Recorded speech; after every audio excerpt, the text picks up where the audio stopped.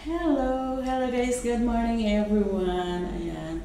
So, ah, ayan guys, ang aga-aga natin. Why? Because pangmaga na po tayo. Ayan. So, that is why ngayon guys, 5:49 pa lang nandito na ako sa work ko. Ayan, so um, kasi nga guys, I'm from night shift then going to day shift. Ayan, so kailangan ihanda natin yung mga gamit natin for day shift because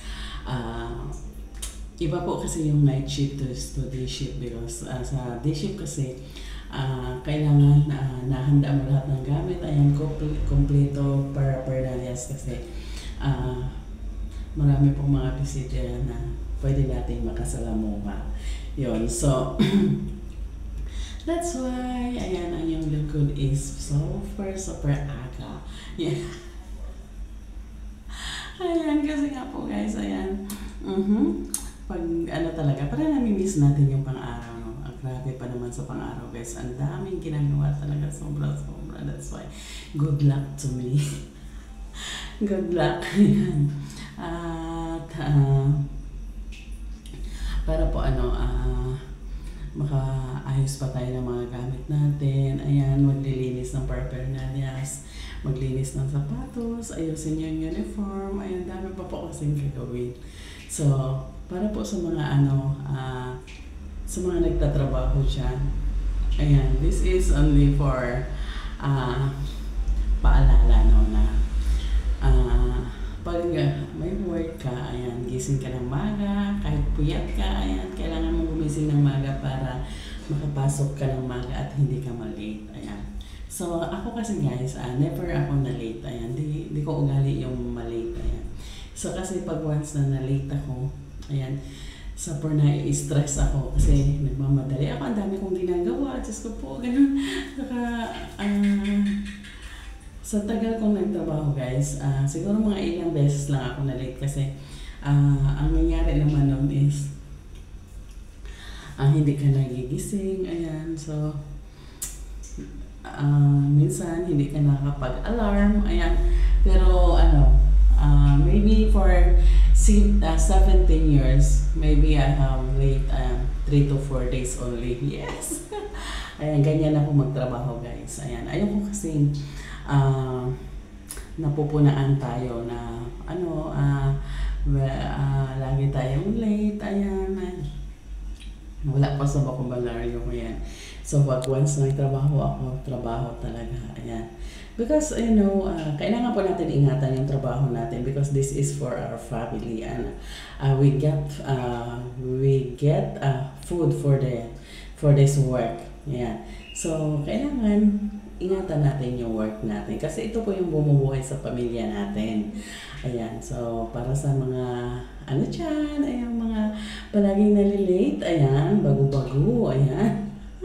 Bango ng maga guys, ayan, para po ma-impress po yung yung pinagtatrabahoan nyo na hindi ka palagi late, palagi kang maga, ayan. So that is my motto in life, ayan, na I don't want to be late in my work. Yes, that's why kahit kailan guys, ayan, never ako na late, ayan. So kung meron mang late yan pero hindi ko sinasadya yan because sometimes, ayan, nakalimutan mo mag-alarm, ayan. Pero ang totoo, ayan, kung late man ako minsan, ayan, only for the formation but not for the whole whole formation, ayan. Kung malate ako minsan 5:35, ayan, 5:50, ayun, ganun lang ako malate, pero I'm not late for 6 a.m. Yes, because we'll start the work at 6 a.m. to 6 p.m. for this shift. Ayan, hindi ko pa na nararasan yung 6 a.m. na wala pa ako dito. Ayan, so ayan, ang dito guys, ang mapupulot nyo dito is